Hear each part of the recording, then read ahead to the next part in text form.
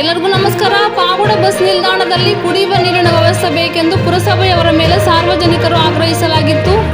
ಇದು ಮಾಧ್ಯಮಗಳಲ್ಲಿ ಪ್ರಸಾರವಾದ ಹಿನ್ನೆಲೆಯಲ್ಲಿ ಪುರಸಭೆಯವರು ಅವೈಜ್ಞಾನಿಕವಾಗಿ ಕಾಟಾಚಾರಕ್ಕೆ 2 ಮಡಿಕೆಗಳಲ್ಲಿ ಕುಡಿಯುವ ನೀರನ್ನು ಇಡಲಾಗಿದೆ. ಆದರೆ ಆ ನೀರಿನ ಮಡಿಕೆಗಳಲ್ಲಿ ಕಸ ಕಲ್ಮಸ ಬಿದ್ದಿವೆ.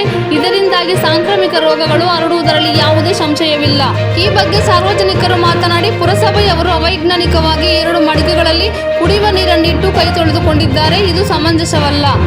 ಈಗ ಅಲ್ಲಿಯೇ ಇರುವ ಪಾವನಗಂಗಾ ಶುದ್ಧ ಕುಡಿಯುವ ನೀರಿನ ಘಟಕಕ್ಕೆ ಸರಿಯಾದ ರೀತಿಯಲ್ಲಿ ನೀರನ್ನು ಪೂರೈಸಿ ಅದರ ಸ್ವಚ್ಛತೆಯನ್ನು ಕಾಪಾಡಿಕೊಂಡು ಬಂದರೆ ಸಾಕು ಎಂದು ಮನವಿ ಮಾಡಿದರು. ವರದಿ ಮಾರುತಿ, MS ಮೀಡಿಯಾ.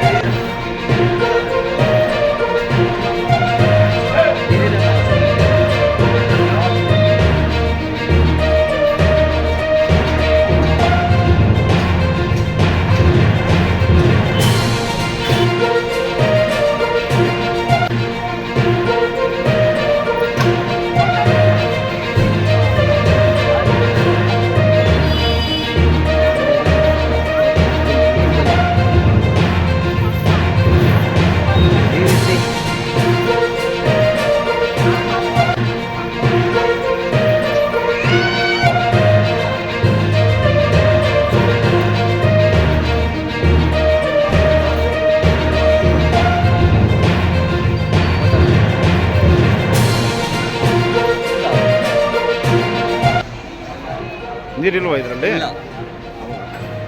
ನೀವು ಎಷ್ಟೊತ್ತೈತಿ ಇಲ್ಲಿ ಬಂದು?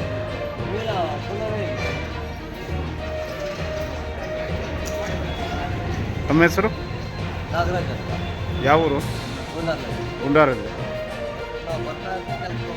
ಗೊತ್ತಿಲ್ಲ. ಇಲ್ಲಿ ನೀರಿನ ವ್ಯವಸ್ಥೆ ಏನೇನಿದೆ ಬಸ್ ಸ್ಟ್ಯಾಂಡಲ್ಲಿ?